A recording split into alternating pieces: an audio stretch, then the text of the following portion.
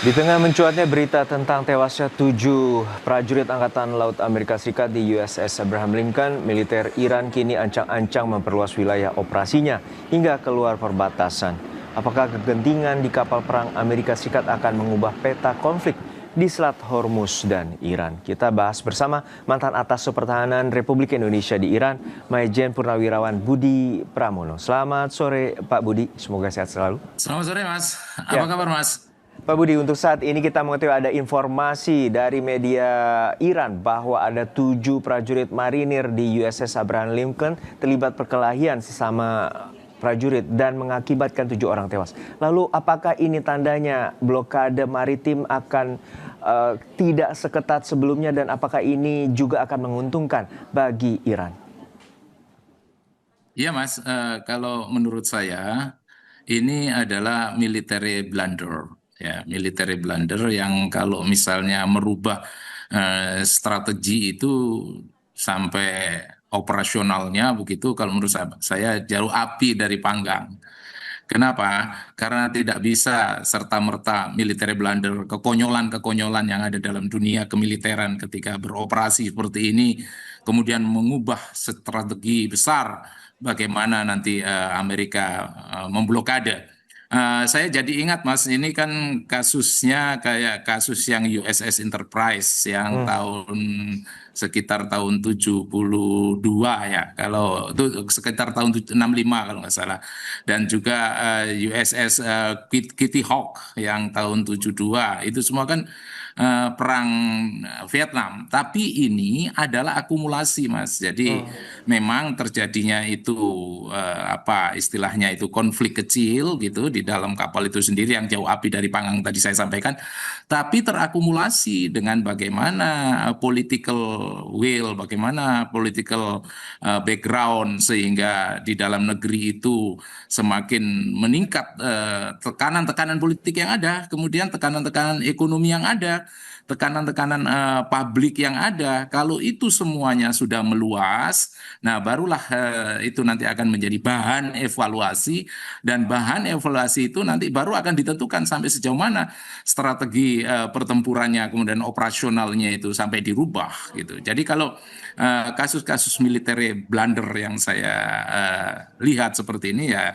saya menengarahinya ini baru sebatas ya SDM saja, human resources yang belum sampai ke war fatigue yang USS Enterprise, ya, war fatigue yang terjadi di Kitty Hawk, USS Kitty Hawk yang di Vietnam belum sampai pada saat itu. Namun demikian bisa kita ambil bagaimana yang disampaikan Clausewitz di On War lah Mas, bahwa no matter how high the technology is, but man matter most. Di sana lah Mas, pentingnya sampai sejauh mana teknologi itu kau gapai, tapi manusia itu tetap akan sangat berpengaruh. Jadi kalau situasi itu dibiarkan dalam jangka panjang, tentunya ya sangat tidak bagus untuk operasional Amerika dalam hal ini dalam rangka blokade itu.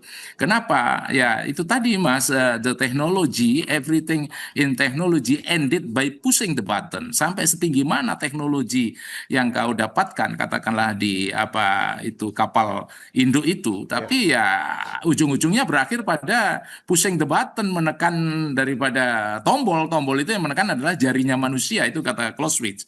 Jadi ini memang tidak bisa diignore Mas, tidak bisa dibiarkan untuk ke jangka panjang, harus merupakan catatan karena ini udah lesson learned bagaimana Kitty Hawk 72 di Vietnam, bagaimana juga US Enterprise 65 perang Vietnam, yang semuanya ini bisa merubah eskalasi dan strategi untuk apa itu operasional yang secara strategik secara meluas gitu Mas. Ya, kita mengetahui bahwa USS Abraham Lincoln sebuah kapal induk yang juga sangat besar dan membawa 5.000 awak, dan ini merupakan salah satu kapal induk yang prioritas terutama untuk memblokade di kawasan Timur Tengah terutama bagi Iran. Untuk saat ini Anda juga melihatnya bahwa ini menjadi moral hazard bagi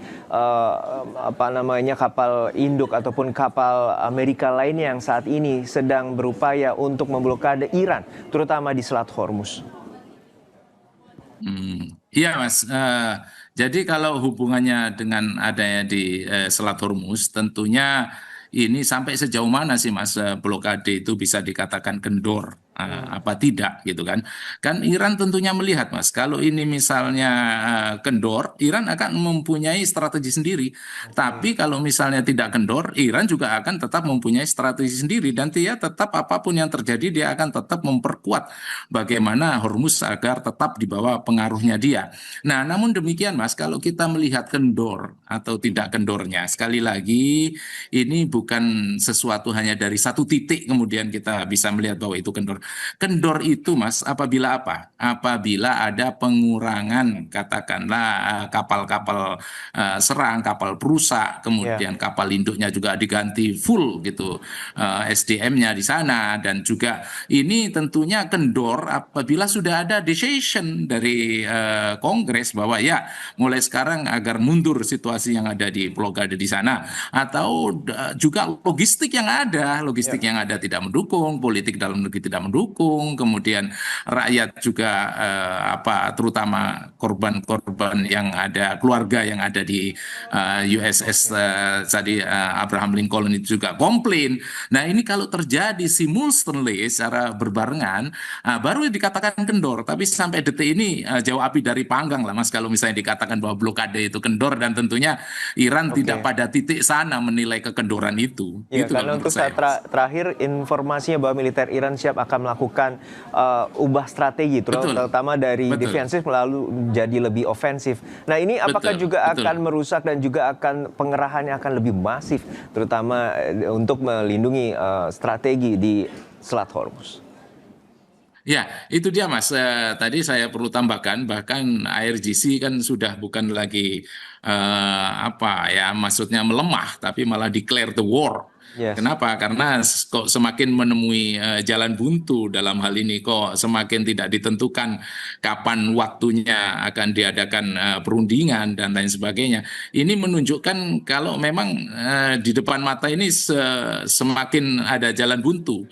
Jadi kalau menurut saya, Mas, ini tentunya akan bertahap-tahap ini kelanjutan bagaimana Amerika dengan Iran ini. Yang pertamanya kan tentunya dia saling tekan. Yang selama ini kita tahu koersif diplomasi, ya Ya. tekanan-tekanan ini akan menuju pada suatu titik apakah ini nanti akan terjadi eskalasi terbatas, ya kan?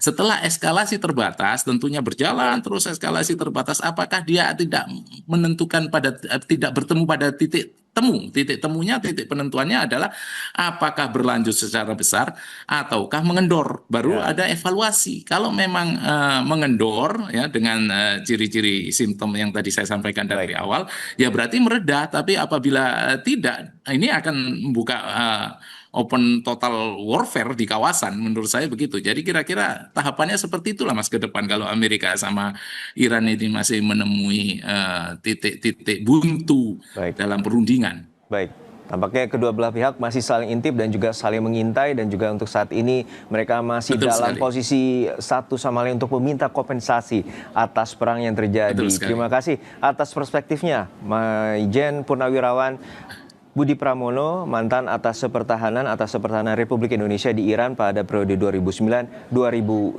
Sehat-sehat selalu, Pak. Terima kasih, Mas. Terima kasih, Mas. Terima kasih.